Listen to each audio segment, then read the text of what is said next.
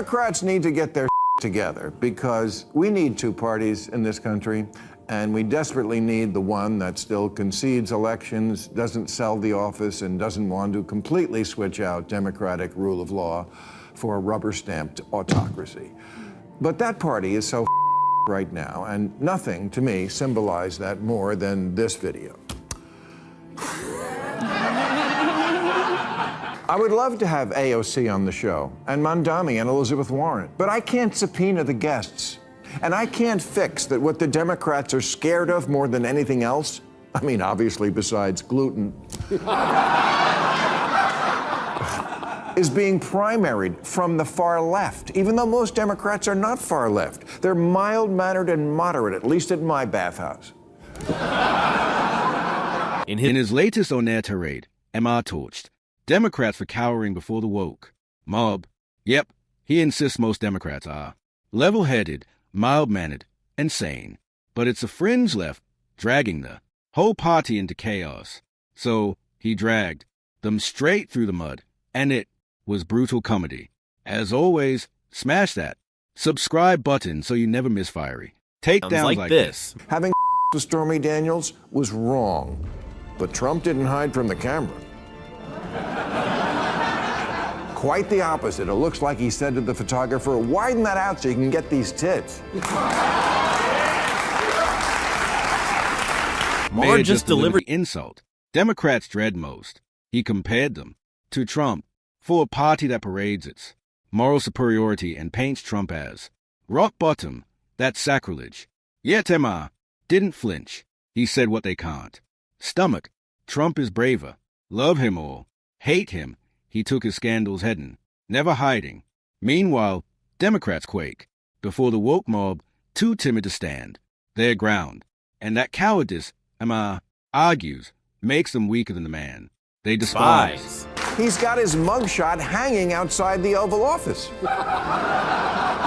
He's literally got a guy working for him named Big Balls. It's like if Gavin Newsom had a henchman named Perfect Hair. Maher continues his effusive praise of Trump for not only owning his mess and dealing with it, but also standing against the woke mob. Trump never pandered to the woke mob during his presidential campaign. He openly chided them and declared what he would do to them if given the nod. And guess what? He got the vote. The Dems, on the other hand, were so afraid of the mob, they bent backwards to please them. And we all know the results. People ask me all the time, why haven't you ever had Hillary or Bill Clinton on? Why didn't you have Kamala on during the last campaign? You think we don't ask? We ask these people every week. They say no. It took 8 years and a petition to get Obama on. And these are people, all people I voted for. Think about that. They're afraid to come on the show of a guy who voted for them. The Republicans, they show up. And when they do, they take their beating like a man. Even Maher's audience, who are mostly left-leaning and almost certainly DNC voters, found themselves applauding Republicans.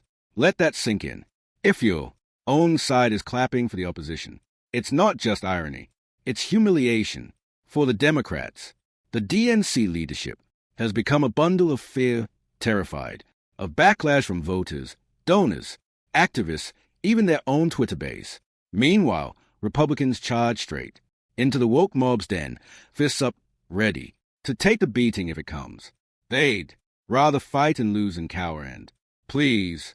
And that contrast is exactly why Maher's calling them out. He went down to Mar-a-Lago and kissed his ass after that. Oh, bullshit. When the Mueller report came out, I feel like you mischaracterized it, and I feel that was shady. But you campaigned for election deniers in 2022. This I do not forgive. The Republicans, including you, January 6th, etc., are the ones who are no longer willing to play by the rules of democracy. It's Amendment 22. No person shall be elected to the office of the president more than twice. And yet you keep talking about Trump's... Maybe you should have this. Here,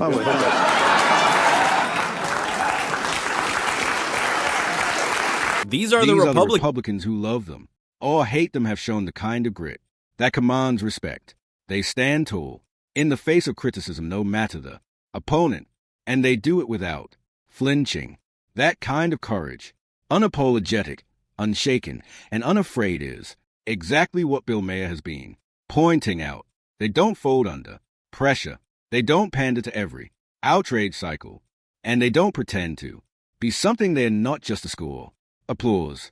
Instead, they fight with their heads held high. And in doing so, they've not only earned Maher's reluctant respect, but mine as well.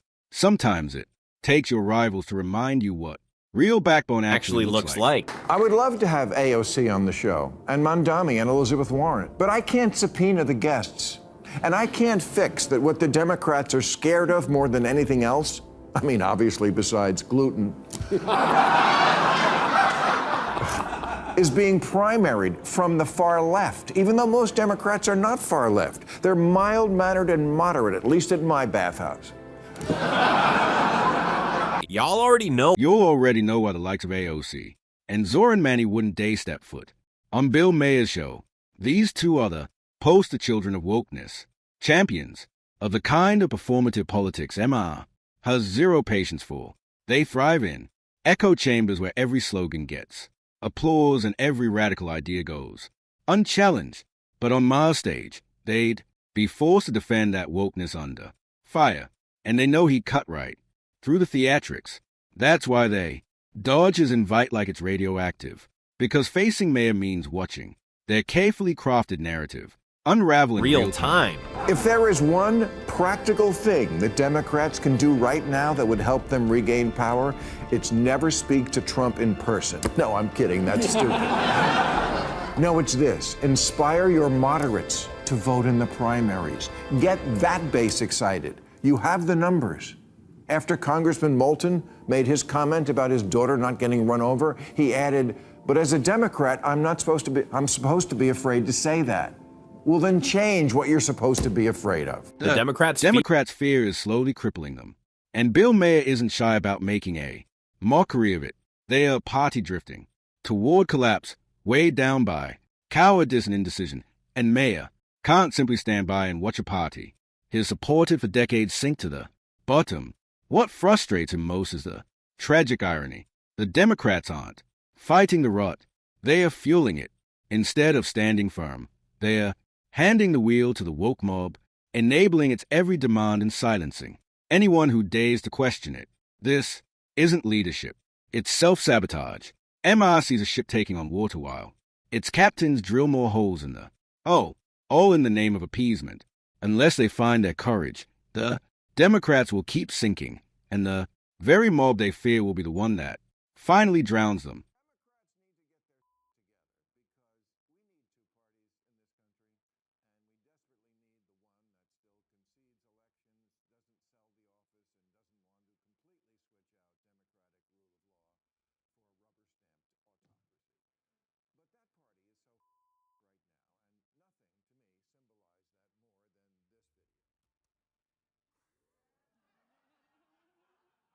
Yes, America absolutely needs a second party to balance power. But what we don't need is a party hijacked by wokeness. Nobody is asking for a political movement that shoves anti-common sense ideas down our throats in the name of progress. We don't need a party that talks endlessly about tolerance yet can't tolerate anyone who thinks differently. And we certainly don't need leaders who wave the banner of free speech only to cancel and silence us the second our words don't fit their narrative. That's not democracy. That's hypocrisy. America thrives on debate, disagreement, and the clash of ideas, not on censorship, disguised as virtue. A second party should be strong, rational, and unafraid to confront challenges head-on. What it cannot be is a woke echo chamber that punishes independent thought and rewards blind conformity. That's the very opposite of freedom. Why do I say that? Well, let me put it this way. I don't know for a fact that this couple are Democrats. I just know it's true.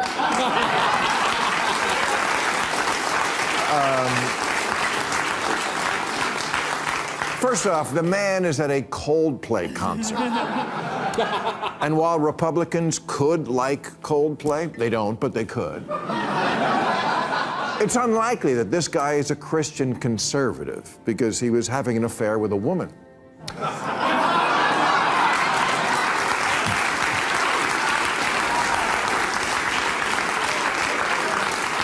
No, I knew they were Democrats for the same reason I knew this was a Democrat.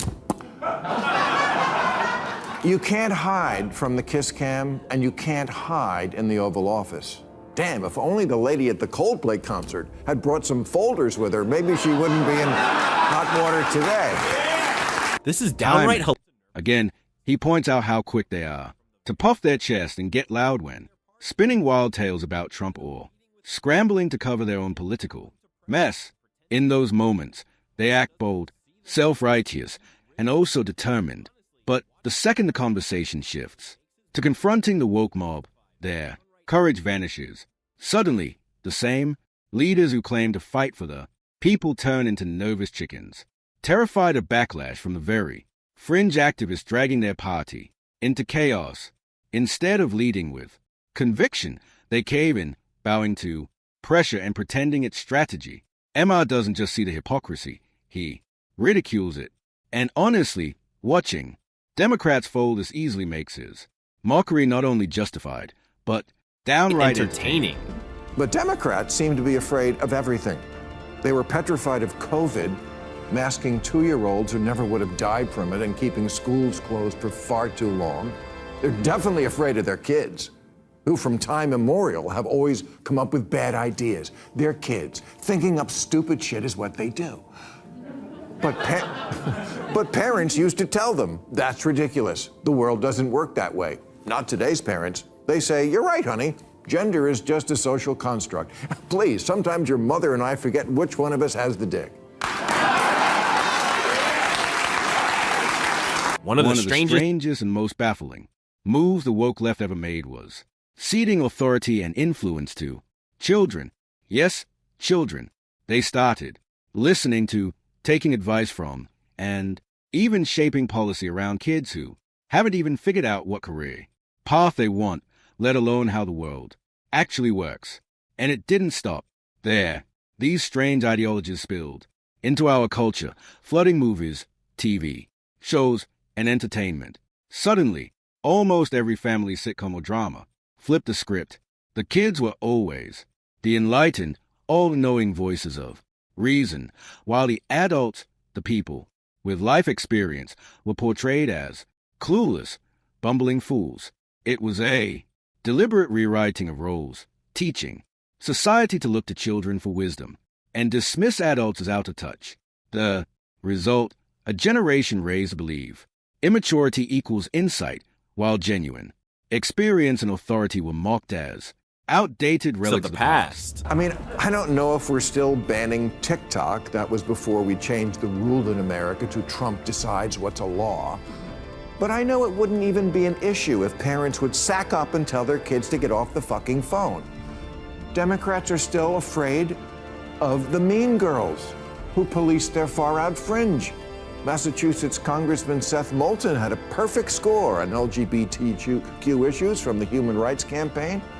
But when he said, I have 2 little girls, I don't want them getting run over on a playing field by a male or formerly male athlete, his own campaign manager quit.